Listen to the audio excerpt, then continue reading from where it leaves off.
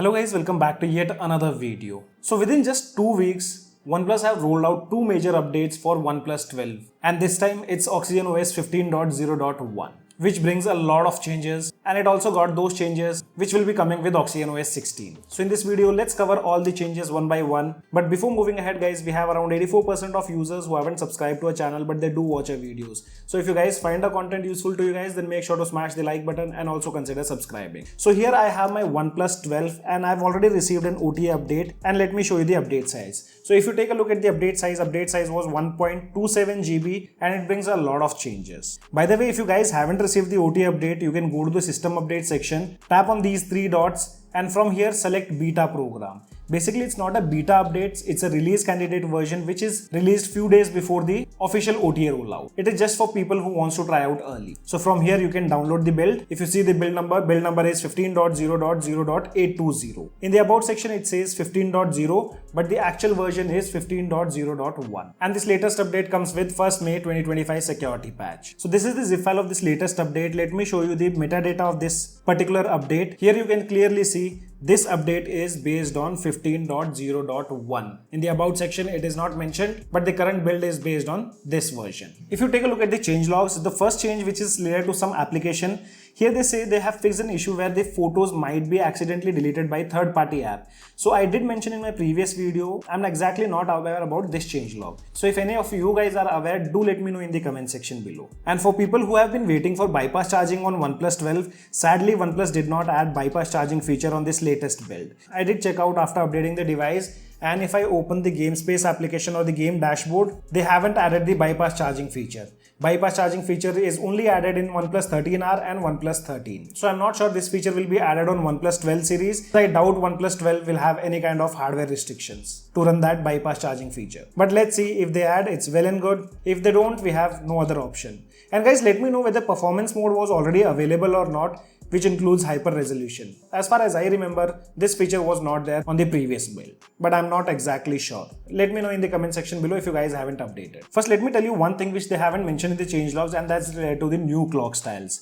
So in the OnePlus shelf, we have got new clock styles, which are I think 6 additional clock styles have been added. So previously we had only these 2 clock styles, but now if you see on OnePlus 12, they have only added 5 clock styles, but on devices like OnePlus 13, we have got 6 clock styles. But currently these clock styles cannot be applied on the home screen. I did saw a few comments on a previous video in which I spoke about these clock styles. They were like, we can apply these clock styles on the home screen too, just by long pressing on the home screen, tapping on this plus icon and then going to the clock widget. So here you can see we only have the option to add 2 widgets. With the upcoming updates, we might get to see the support of adding these widgets on the home screen too. But currently they are limited to OnePlus shell. And as I spoke initially about OxygenOS 16 changes, so OxygenOS 16 will have these new tag notification, and those tag notifications have been added on this latest build of OxygenOS 15.0.1. And this is how this tag notification looks on OnePlus 12. And one thing which I observed here, they are not that smooth, and sometimes you might face slight jitters while using this tag notification. This thing can be fixed with the upcoming update,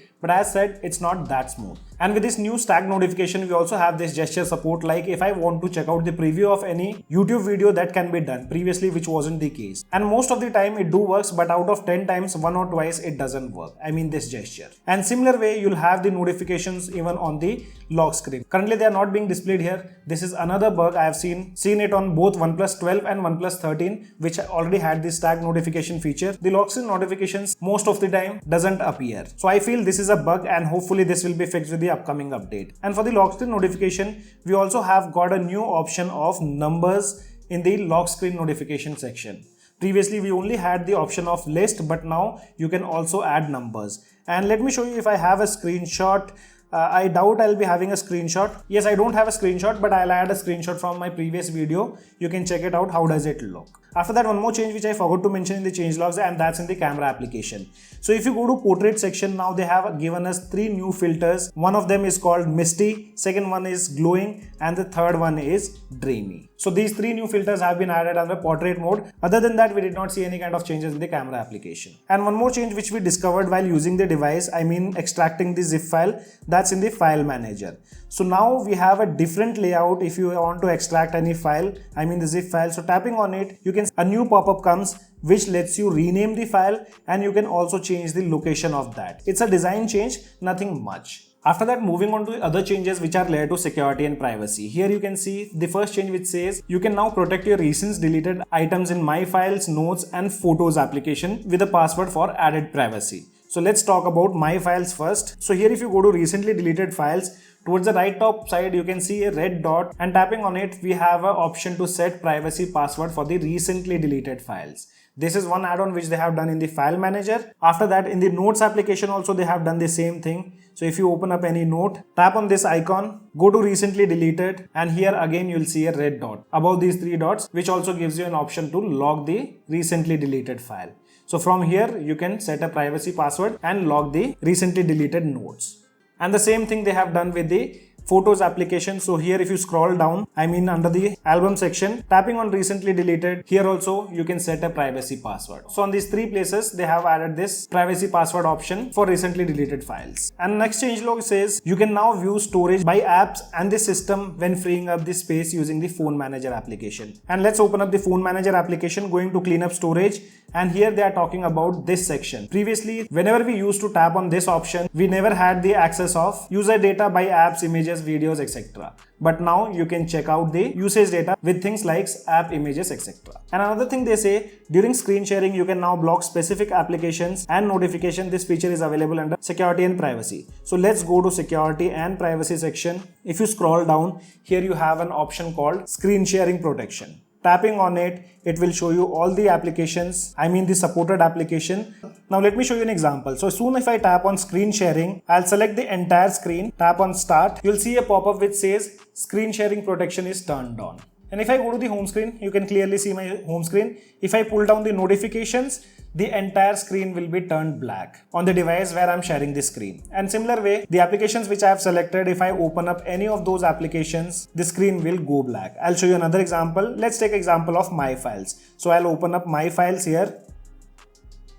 Soon I open My Files. Initially it was seen for a millisecond, and after that the screen turned black. And you also see a notification which says app content masked. If you want to display the app on the other device, you can mark it as unmasked. So this is another nice feature what they have added. Next change, if you see, it is related to lock screen magazine, that you can enter the lock screen magazine by swiping right on the lock screen. And most of the time this feature doesn't work properly. As you can see here, if I swipe right also, it asks me for password. And it's not only on OnePlus 12, the same story goes on even on OnePlus 13. Sometimes it works and sometimes it doesn't work. So I hope with upcoming updates, OnePlus do fixes those issues which I've mentioned in this video. It's not like it doesn't work all the time, but yes, most of the time it doesn't work. Then they have also added this new feature of drag and drop, which lets you use the gesture to perform actions on images and text in third-party application.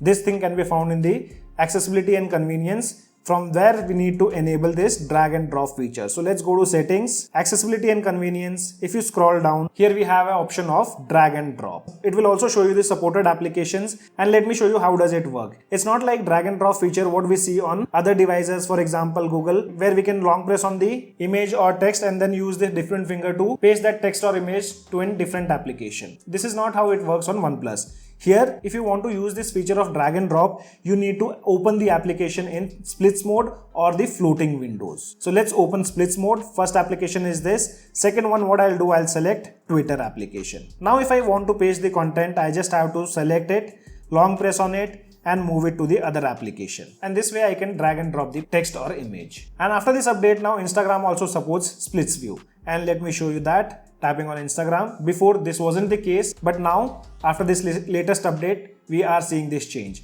Also one more change what you'll see.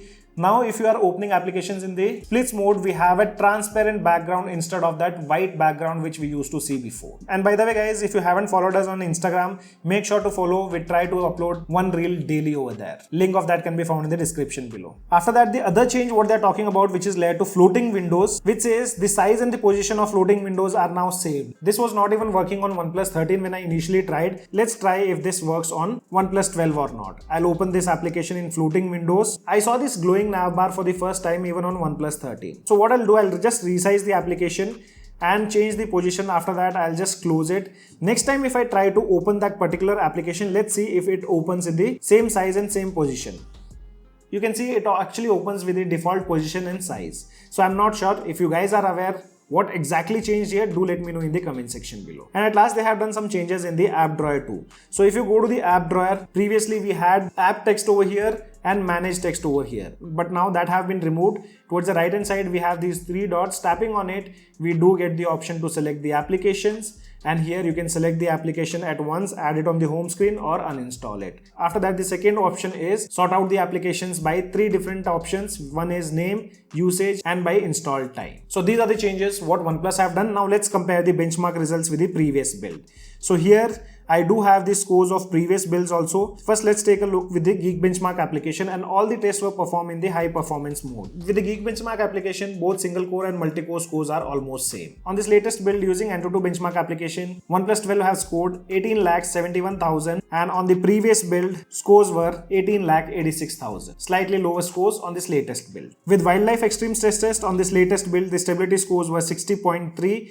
And on the previous build, the stability scores were slightly lower, which were 57.7. With the CPU throttling, on this latest build, maximum CPU throttle 60% and the average GIPs were 4,10,000. Previously, maximum CPU had throttle 64%, but the average GIPs were slightly lower, which were 3,65,000 compared to the latest build. Here, the average GIPs were 4,10,000. So guys, this was all about the latest update for OnePlus 12. If you guys have any kind of questions, you can drop them in the comment section below. This is your friend Ashok signing out. See you guys in the next video.